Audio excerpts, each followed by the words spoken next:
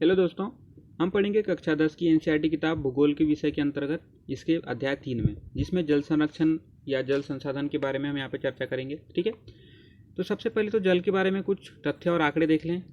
विश्व में अगर जल की कुल आयतन देखें तो 96% जो 96.5% भाग है महासागरों में पाया जाता है।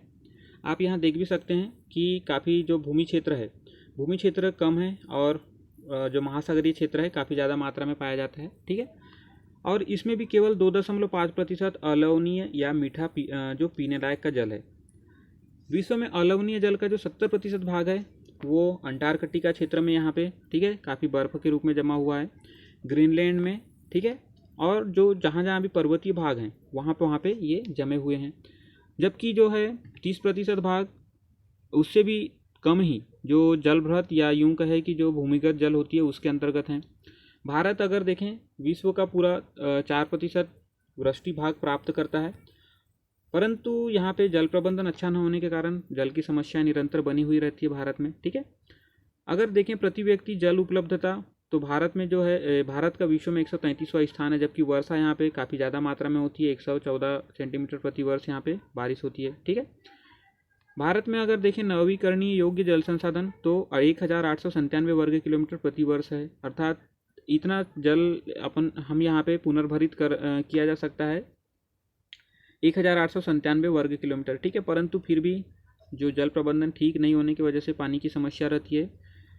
जबकि इज़राइल एक छोटा सा देश है, आप यहाँ देख सकते हैं इज़राइल इतना छोटा सा देश है कि नक्शे में भी ठीक से समझ नहीं आता, परंतु वहाँ पे जो 25 सेंटीमीटर वार्षिक वर्षा होने के बाद भी वहाँ पे जल समस्या नहीं होती है। ठीक है, परंतु भारत में अगर देखें तो 114 सेंटीमीटर प्रति वर्ष यहाँ पे बारिश होने के बाद भी जो जल प्रबंधन उचित न होने की वजह से जल का हमेशा अभाव रहता है। ठीक है, और प्रदूषित जल का ज़्यादा मात्रा में उपयोग किया जाता है।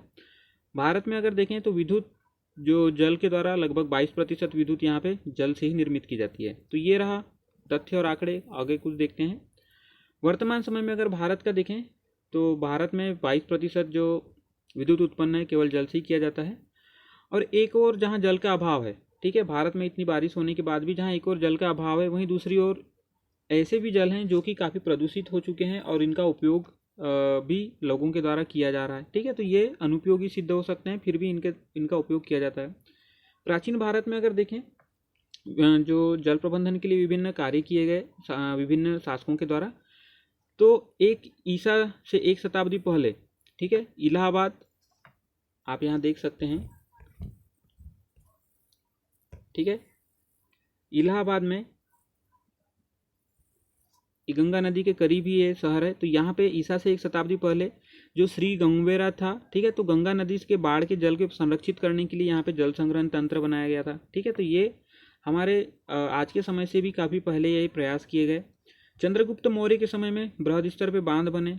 चंद्रगुप्त मौर्य साम्राज्य के काफ़ी महान शासक हुए। ठीक है, तो यहाँ पे भी काफ़ी बांध, झील और सिंचाई तंत्रों का इनके समय भी काफ़ी निर्माण किया गया। आगे चलें। कलिंग जो कि वर्तमान उड़ीसा वाला क्षेत्र है, ये पहले कलिंग वाला क्षेत्र कहलाता था। नागार्जुन कोंडा आंध्र प्रदेश वाले क्षेत्र में, ठीक है, आप यहाँ एक एक करके देख सकते हैं। आंध्र प्रदेश वाले क्षेत्र में नागार्जुन कोंडा। बेन्नूर कर्नाटक वाले क्षेत्र में बेन्नूर नामक स्थान है, ठीक है, और कोल्हापुर महाराष्ट्र में। तो ये एक ऐसे स्थान है जहाँ से हमें सबूत मिले हैं कि प्राचीन काल में यहाँ पे जल प्रबंधन के लिए काफ़ी कार्य किए गए थे। अपने समय की जो सबसे बड़ी झील थी, जो वर्तमान में भी मध्य प्रदेश के जो राजधानी है भोपाल उसमें स्थित है, इसे जो है कृत्रिम झील है। ठीक है, इसका निर्माण 11वीं शताब्दी में किया गया था। तो ये काफ़ी प्रमुख रूप से जल प्रबंधन के लिए कार्य करता था। 14वीं शताब्दी में दिल्ली सल्तनत के बादशाह इल्तुतमिश के द्वारा भी एक जलाशय बनाया गया था। ठीक है, जहाँ से जिसे हौज खास कहा जाता था, और यहाँ से दिल्ली शहर में पीने के जो पानी है या उपयोग के लिए पानी है, इसकी सप्लाई की जाती थी। तो ये हमारे जो पूर्वज या यूं कहे कि इतिहास में विभिन्न शासकों के द्वारा प्रयास किए गए थे। बांधों को विभिन्न उद्देश्यों के लिए बनाया जाता है, जैसे कि विद्युत उत्पादन के लिए, घरेलू और औद्योगिक उपयोग के लिए, जल आपूर्ति के लिए, बाढ़ नियंत्रण के लिए भी इनका प्रयोग किया जाता है। ठीक है, मनोरंजन के लिए, मनोरंजन में जैसे नौका विहार यहाँ पे उपयोग किया जाता है बांधों में। आंतरिक नौचालन किया जाता है, मछली पालन बड़े मात्रा पे होती है। तो ये इन सभी विभिन्न जो इनका महत्व है इसके लिए बांध बनाए जाते हैं। अगर सतलुज ब्यास बेसिन में देखें, भाखड़ा नागल परियोजना काफ़ी बड़ी यहाँ पे परियोजना बनाई गई है, ठीक है। तो ये जल विद्युत और सिंचाई ये दोनों के काम में आती है। यहीं से गंगा नहर निकाली गई जो राजस्थान को अभी वर्तमान में हरा भरा किए हुए है, ठीक है। इसी प्रकार अगर महानदी बेसिन में देखें, यहाँ पे देख सकते हैं हीराकुंड बांध यहाँ पे बनाया गया है, ठीक है। तो हीराकुंड बांध भी काफ़ी मात्रा में बाढ़ नियंत्रण भी और जल विद्युत निर्माण के लिए भी काफ़ी सहयोगी सिद्ध हुआ। आगे देखें, परंतु यहाँ पे अगर देखें नदियों पे जो बांध बनाए जाते हैं जिस वजह से इनको बहाव को नियंत्रित किया जाता है, ठीक है। तो ये जो प्राकृतिक बहाव होता है इनका अवरुद्ध हो जाता है और अत्यधिक जो जलाशय में तलछट या अवसाद यहाँ पे जमा होने की वजह से इनका जो जल स्तर है धीरे धीरे बढ़ते जाता है। और एक समय ऐसा भी आता है कभी कि बांध के जलाशय से जल छोड़ना पड़ता है, ठीक है। वनस्पति और मिट्टी इसके अंतर्गत ही पूरे जल में डूब जाती है और कई इनका जो वन्य जीव का नुकसान या हानि भी होती है। इसकी वजह से कई सामाजिक आंदोलन भी किए गए, जैसे नर्मदा नदी पे जो नर्मदा सागर बांध बन रहा था उस समय नर्मदा बचाओ आंदोलन भी काफ़ी ज़्यादा मात्रा में किया गया। टिहरी बांध आंदोलन ये से अन्य जो इन चीज़ों के लिए वनस्पति या यूं कहे पर्यावरण बचाने के लिए प्रयास किए गए, ठीक है। गुजरात में जो साबरमती के बेसिन में यहाँ पे आप देख सकते हैं गुजरात वाले जो क्षेत्र है यहाँ पे साबरमती नदी में तो सूखे के दौरान नगरीय क्षेत्रों में अधिक आपूर्ति दी गई इस जगहों पे, ठीक है। किसानों को कृषि करने के लिए पानी नहीं दिया गया, तो यहाँ पे भी जो किसान थे विद्रोह पे उतारू हो गए थे। ये विभिन्न परियोजनाओं के जो नुकसान भी हैं जिनके कारण लोगों के बीच संघर्ष भी होता है और अंतर्राज्यीय झगड़े भी कायम हो जाते हैं। जैसे अगर एक राज्य का जल दूसरे राज्य में जा रहा है तो पहला वाला राज्य उस पर बांध बनाकर दूसरे राज्य में जल राशि जाने से रोक देता है। तो इस प्रकार से अंतर्राज्यीय झगड़े भी यहाँ पे काफ़ी आम हो जाते हैं। अब हम चर्चा करेंगे यहाँ पे वर्षा जल संग्रहण के बारे में, ठीक है। वर्षा जल संग्रहण वर्षा की या बारिश की जो पानी जो बारिश होती है तो उसे विभिन्न उपाय के द्वारा संग्रहित करना ही वर्षा जल संग्रहण कहलाता है। यह एक बहुउद्देशीय परियोजना है, ठीक है, जो कि विभिन्न प्रकार से जल का संरक्षण करता है। पहाड़ी और पर्वतीय क्षेत्रों में लोगों के द्वारा गुल अथवा कुल इसका निर्माण करके, ठीक है, और पश्चिमी हिमालय में वाहिकाओं या नदियों की जो धारा बदलकर खेतों में सिंचाई के लिए इनका प्रयोग किया जाता है। तो ये विभिन्न प्रकार के जल के संरक्षण के उपाय हैं।